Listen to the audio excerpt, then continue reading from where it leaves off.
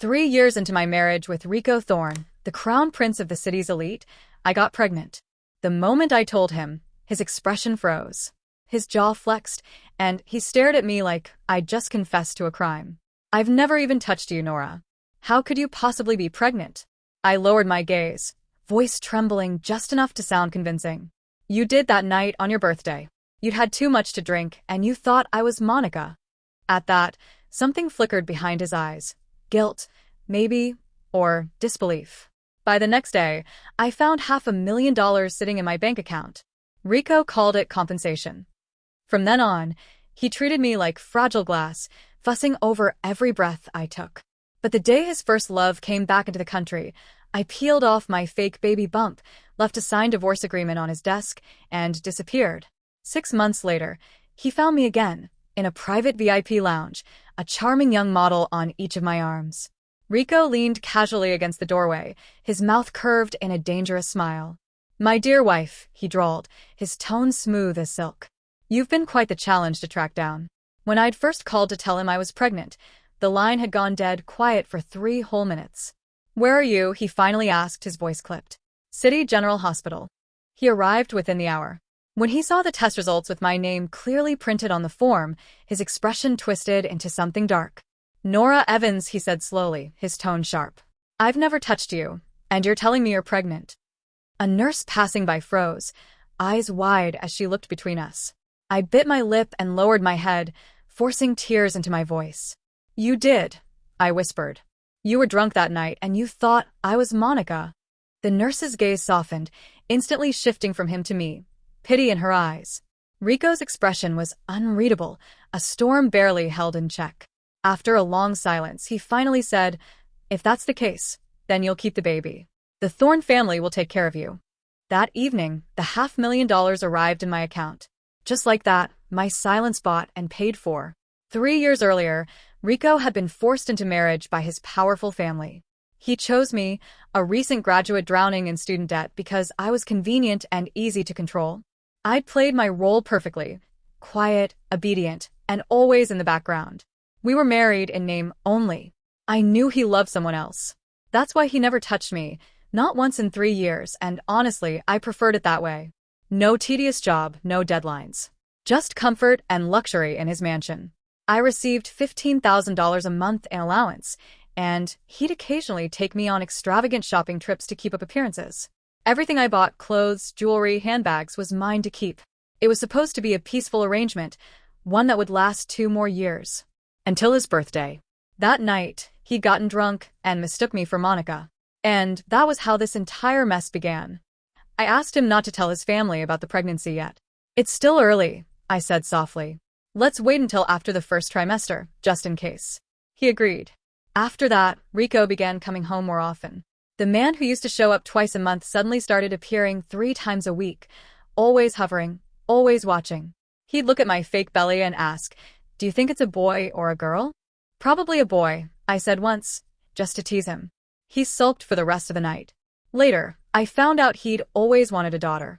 Then came the day Monica returned. Rico was restless, pacing the living room like a caged animal. "Shouldn't you go pick her up from the airport?" I asked gently. He hesitated, torn. I smiled at him, my tone warm and calm. "It's all right. The baby, and I don't mind sharing you." That was all he needed. The moment his car disappeared down the driveway, I raced upstairs, grabbed the suitcase I'd packed weeks ago, and slipped out. On the coffee table, I left the signed divorce papers, the end of our perfect little lie. I caught a late-night flight to another city and hid at a friend's place. For 6 months, I lived quietly, until one evening she dragged me to an exclusive club. That's where Rico found me. I was sitting on a velvet couch, dressed to kill, a man on each side feeding me champagne and compliments. The door burst open, and there he was.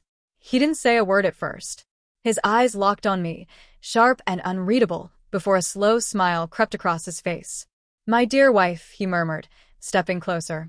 "You've led me on quite the chase." The air in the lounge grew heavy, cold enough to make my skin prickle. The silence between us throbbed like a warning. Rico sank into the sofa with deliberate ease, the picture of calm control. He tilted his chin toward me, his voice a low command. "Come here." My legs betrayed me. No matter how long I'd been gone, my body still obeyed him before my brain could catch up. He pulled me down onto his lap, one arm looping around my waist. His hand came to rest flat against my stomach. "Tell me, Nora," he murmured, his voice smooth but dangerous. "Where's my son?" My pulse stuttered. I lost him," I whispered. Rico's lips curved, though there was no warmth in the smile. "Did you really?" His tone hardened. "Or was there never a baby to begin with?" And just like that, the illusion shattered. He was right. There had never been a baby. The medical report, the story, every bit of it was fabricated. It was supposed to be one last con. I had only meant to collect some extra money before Monica came back. She'd sent him a message before his birthday. "Rico, I'll be home soon. We can celebrate together." Hugs and kisses. Our contract had been simple, 5 years of marriage, $15,000 a month, then I'd walk away clean. But her return changed everything. The divorce would come early, and I'd lose nearly $300,000. I couldn't let that happen. So I played my last card, a fake pregnancy. Rico had been drunk that night, sure, but he'd passed out before he could even look at me. Still, it was enough to sell the story. Now it was all crumbling. I lowered my head. "Mr. Thorne, I'm sorry. I was wrong." He caught my chin between his fingers, forcing me to meet his eyes. "What you did, Nora, is fraud," he said slowly, voice like ice. "Do you know I could have you arrested? I can fix this." I blurted out. "That $500,000, you can have it back. I haven't even touched it." His expression didn't change. "I don't want the money." My throat went dry. "Then what do you want?" He leaned in, his gaze unwavering. "I want my son." Before I could react, I was dragged back to the villa. Rico's reasoning was twisted, but simple. You can't ungive what's already been given. Since he'd given me the money, I now owed him what I'd promised, a child. I crossed my arms and glared. "What do you think I am, some kind of lab experiment? You can't just order a baby like takeout." One brow rose. "After 3 years of marriage, you still haven't done your duty as a wife, have you?" I gasped. "Rico Thorne, that was not part of our agreement." He gave a small shrug. Neither was faking a pregnancy for cash. My brilliant plan had officially backfired. Later that night, when I stepped out of the shower, he was already in bed, shirtless, relaxed, but his eyes sharp. He lifted the blanket in silent invitation. "W, what do you think you're doing?" I stammered. "Making a son," he said flatly, a wicked smirk tugging at his mouth. Panic fluttered in my chest. It's that time of the month," I lied. His smirk vanished. In the next second, he was on his feet, scooping me into his arms. His brow furrowed in concern. "You're walking barefoot on a cold floor? You'll make it worse." He carried me to bed and called for Mrs. Gable, the housekeeper, to bring ginger tea with honey. Rico stood there, arms crossed, until I'd finished the entire cup. I blinked up at him, startled. My cramps were awful every month, and the fact that he remembered it disarmed me more than I wanted to admit. "Thank you," I murmured softly. He only grunted, turning his back. "Are you sleeping here tonight?" I asked quietly. His arm reached out without a word, pulling me against him. The clock read midnight. Rico's breathing soon evened out, his warmth pressing against my back. I didn't move, afraid to break the fragile calm. It was the first night we'd ever shared a bed. Surprisingly, I slept better than I had in months. By morning, he was gone, already at work, as if nothing had happened. After breakfast, I was planning to lounge in the garden when Mrs. Gable appeared with a guest. I froze. Standing by the fountain was Monica Ferguson, Rico's first love. She looked like she'd stepped out of a painting, dressed in flowing white, her face delicate and pale. Even Mrs. Gable seemed to revere her, addressing her as Miss Monica. "Miss Evans," she began softly. "I'm Monica Ferguson. Rico and we were in love once. I came back because I have some unfinished business." She took a deep breath before her next words. "I have late-stage stomach cancer. I don't have much time left." Her confession hit me like a punch to the chest. For a moment, I just stood there, unable to find my voice. Then I walked to her and gently took her hand. "Miss Ferguson, you've misunderstood. Rico and I may be married, but it's not love. The one he truly cares about has always been you." She blinked, disbelief flickering in her eyes. "Really?" I gave her a small, reassuring smile. "Really. During my first year of marriage, I discovered a room in the villa that was off-limits to everyone. Even Mrs. Gable, the Thornes' longtime housekeeper, had never been inside. One day, under the pretense of bringing Rico a plate of fruit, I sneaked a peek. My breath caught. The room was covered in photographs, an entire shrine dedicated to a single woman, documenting her life from high school to adulthood. Later, I learned her name, Monica Ferguson. Rico had loved her since high school. They'd dated through college, and he had once vowed he would never marry anyone else. But Monica left the country abruptly, leaving him only a cold wear-over. For months, he drowned himself in alcohol, though his feelings never truly faded. The reason he'd chosen me for his arranged marriage? I had a high ponytail and a white dress, Monica's signature look. Monica was shocked when I told her. He sees you as my substitute, and you're not angry. I shrugged, smiling faintly. I'm not in love with him. Why would I care? He gives money, I give my time. Fair trade. After all, it was nearly $1 million over 5 years, and I didn't have to compromise myself. A simple, lucrative arrangement. But her early return threatened my plan. I might lose over $300,000 now, I admitted. Her eyes sharpened instantly. I'll cover it for you. Relief and excitement flooded me. That was an offer I couldn't refuse. That evening, I prepared a lavish dinner for Rico. I greeted him at the door, took his coat, served him a perfectly cooked steak, and poured half a glass of red wine. He raised an eyebrow. What's all this? I gestured for him to taste it. I cheated on you. The villa fell silent. He gripped the wine glass, knuckles white, lips pressed into a hard line. My legs felt like jelly. Rico, let's get a divorce, I said, cutting straight to the point. His expression darkened, but he finished his meal calmly, then took my hand and led me upstairs. He threw me onto the sofa, loosened his tie, and said, So, for $300,000, you betrayed me to Monica? The air left my lungs. He knew everything, every plan, every whispered complaint behind his back. I straightened. Since you already know, let's stop pretending. Monica's back. A divorce is what you want, right? A vein pulsed at his temple. Nora, why do you think I went to all this trouble to find you and bring you back? I muttered. Because I tricked you with a fake pregnancy? A thought struck me suddenly. Rico, you don't actually like me, do you? The room was dark, the moonlight spilling across the floor. Half his face was hidden in shadows, but his eyes burned with an intensity that made me look away. I forced a calm tone.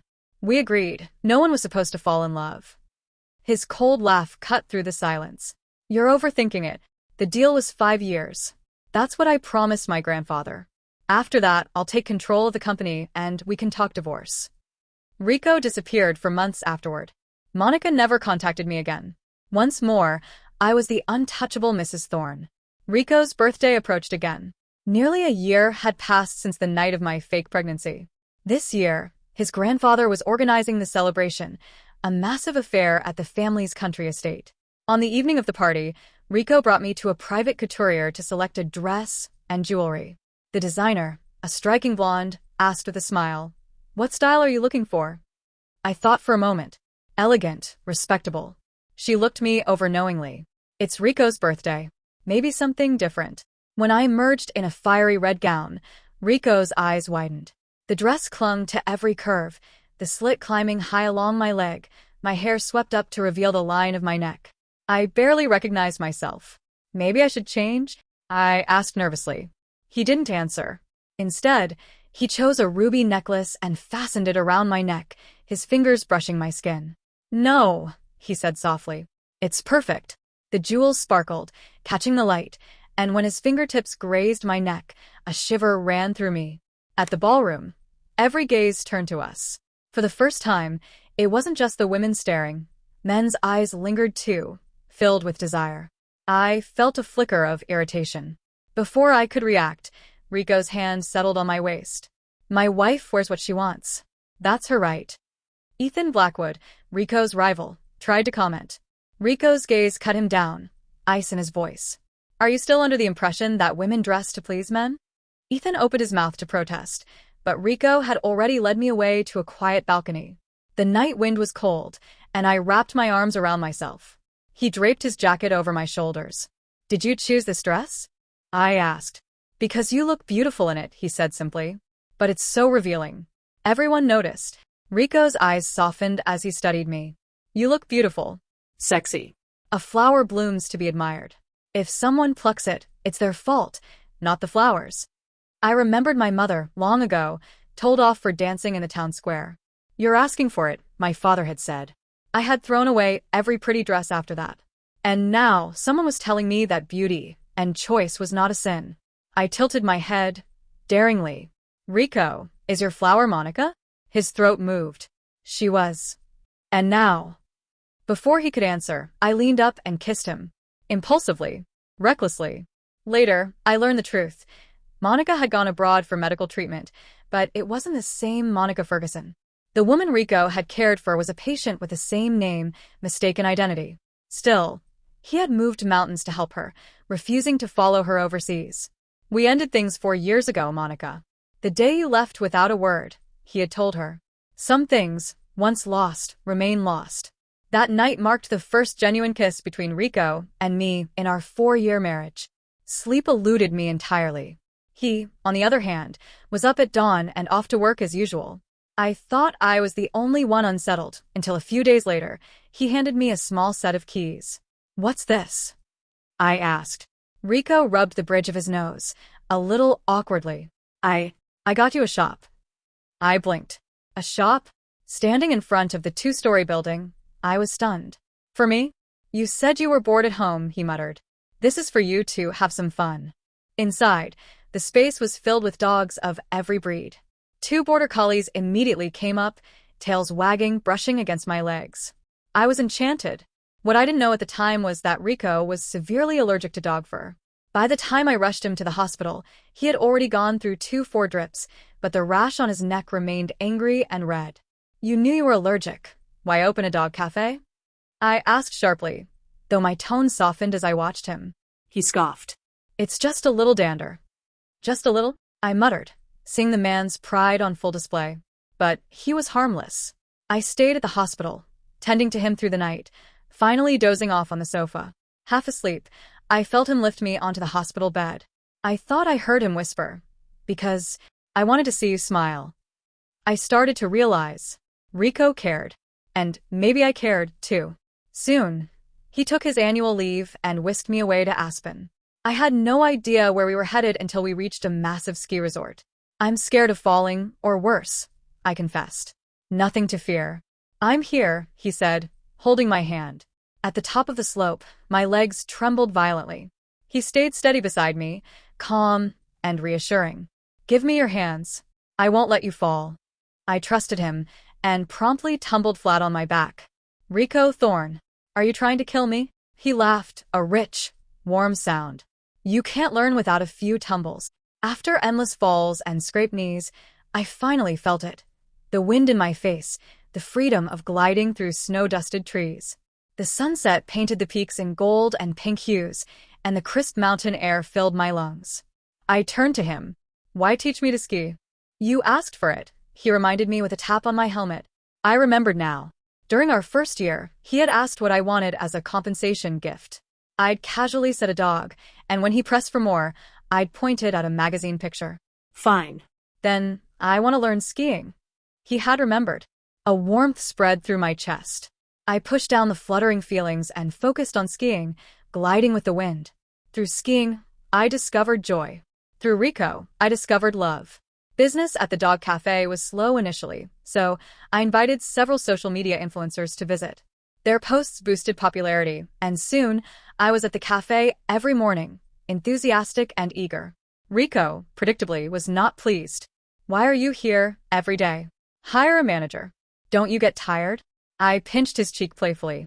This is a good kind of tired, one you wouldn't understand. His face darkened, and he reached for me.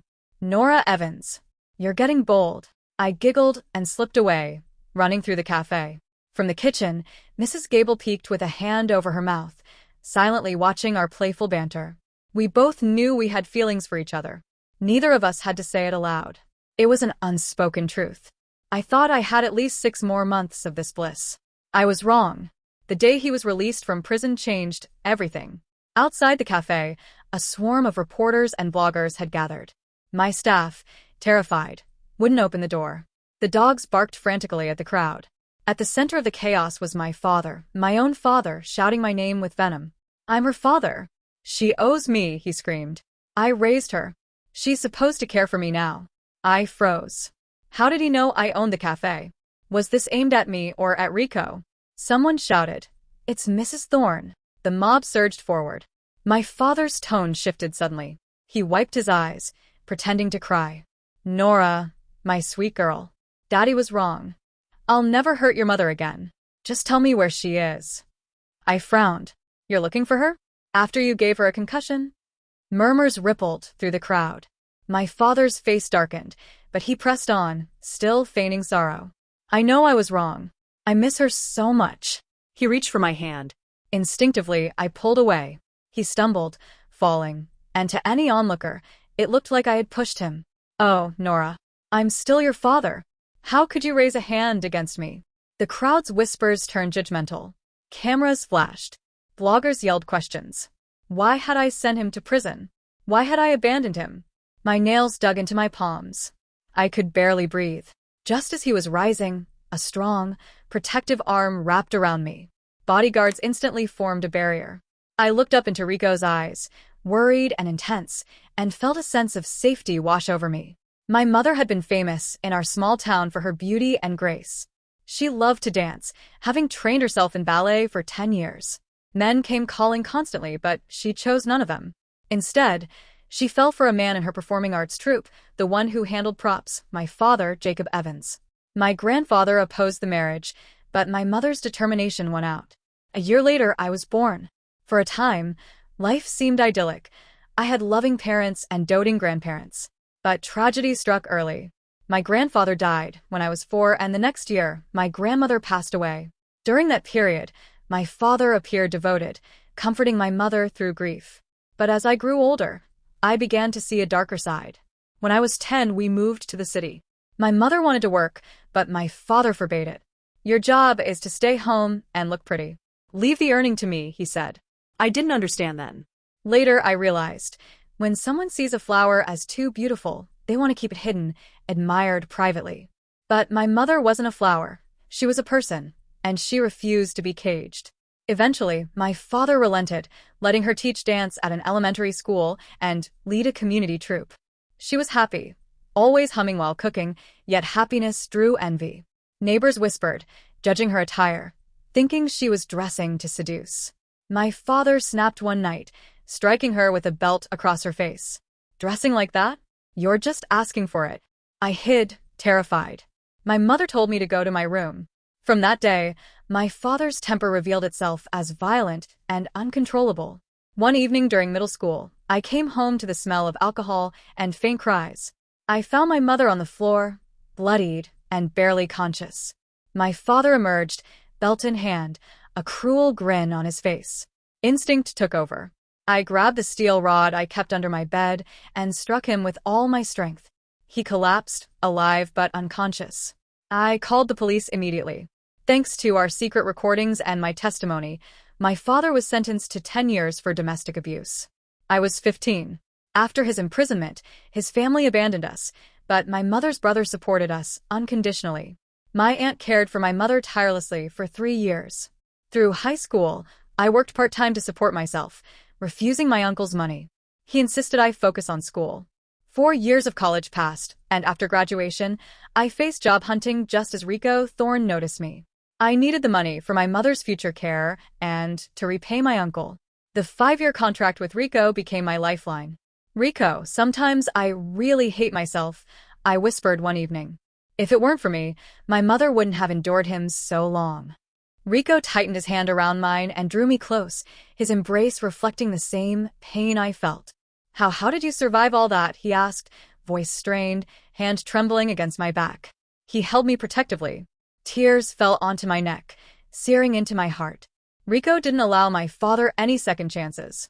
He orchestrated a trap through hired provocateurs, ensuring my father's early release led to immediate rearrest. He also called in a favor to guarantee my father's well-being in prison. The man behind my father's early release? Ethan Blackwood. His plan had been to use the media storm against the Thorne Corporation, sending stock plummeting so he could buy up shares at a discount. But Rico acted first. He exposed Ethan's affairs to his mother-in-law, scandalizing the Blackwood family. Their stock collapsed. Rico bought nearly 30% of the company's shares and gained a veto on the board. Wasn't that a huge financial risk? I asked, confused. Rico pulled me onto his lap, pressing a gentle kiss to the corner of my mouth. Not a loss, he said. Getting revenge for you? No price is too high. Later, at the next Blackwood board meeting, Rico arrived late, calm and unbothered. Ethan's expression when he saw him was reportedly priceless. I went to the doctor for another test. My period was a month and a half late, and weeks of nausea had made me anxious. I couldn't take any chances this time. Half an hour later, the results arrived. Elevated HCG levels, 5 weeks pregnant. I grabbed the report and ran to Rico. He studied it silently, a strange mixture of laughter and tears on his face. Then, gently, he placed a hand on my still flat stomach, muttering, "Come on, little one, be a girl. Please be a girl." I couldn't help punching him. Rico. This man was absolutely obsessed with having a daughter. When my 5-year contract with Rico ended, he surprised me with a trip around the world. We chased the northern lights in Iceland, watched sunsets in Bali, soared in a hot air balloon over Turkey, crossed the Sahara, and drank in the romance and freedom of Paris. In California, we ran into Monica Ferguson, holding a small child, a handsome blonde man at her side. We exchanged no words. We had both moved on. Both of us were lucky to leave the past behind. Epilogue 1. Kindergarten Confessions. I received a message from Amelia's teacher. My first thought, another prank. But no, the teacher was warning us to be careful. When Amelia returned home, I learned why. What did your teacher ask you? I asked. Amelia lifted her chin. She asked what my mommy and daddy like to do at home. Dread washed over me. And what did you say? My daddy's favorite thing is spanking mommy's butt, especially when I'm sleeping. I nearly choked. I turned toward the kitchen. Rico Thorne. I told you to turn off the lights. 2. Amelia's first birthday. For her first birthday, the Thornes threw a grand party. Amelia dove into her great-grandfather's arms, shouting, "Grandpa, Grandpa." His face lit up, and he handed her a red envelope, a villa. I shot Rico a look. That's a bit much, don't you think? Later, the old man handed me an envelope as well. Inside, a key. You get one too, he said. Really, Grandpa? 3. Amelia at 7. On her first day of first grade, Amelia got into a fight. I asked sternly why. She pouted. He said his mom was the prettiest. I told him he was wrong and showed him a picture of you. And he threw it on the ground? I asked. She snorted like her father. I did. Rico raised an eyebrow. Did you win? Of course, she said, puffing out her chest. Not only did she win, she sent the boy to the hospital. The next day, I had to drag Rico to apologize. On the way home, he muttered, "She's not nearly as pretty as my wife." 4. Healing the past. After my father was sent back to prison, Rico arranged for my mother to be treated at a top European hospital. Therapy and care helped her recover. She could even remember my name. After much persuasion, she returned to our hometown, bought a house next to my uncle's, and I insisted he accept a credit card to help her. His eyes filled with tears. "I never expected anything in return," he said. I smiled through tears. "It's my duty to care for you in your old age." That New Year's Eve, my mother even cooked my favorite childhood dish, sweet and sour ribs. I ate every bite, overwhelmed by nostalgia. Rico squeezed my hand. "It's all in the past now." Outside, fireworks lit the night sky. He was right. It was all behind us. Time heals. We move forward, leaving mud and misery behind. I raise my glass. Happy New Year. Out with the old, in with the new, year after year.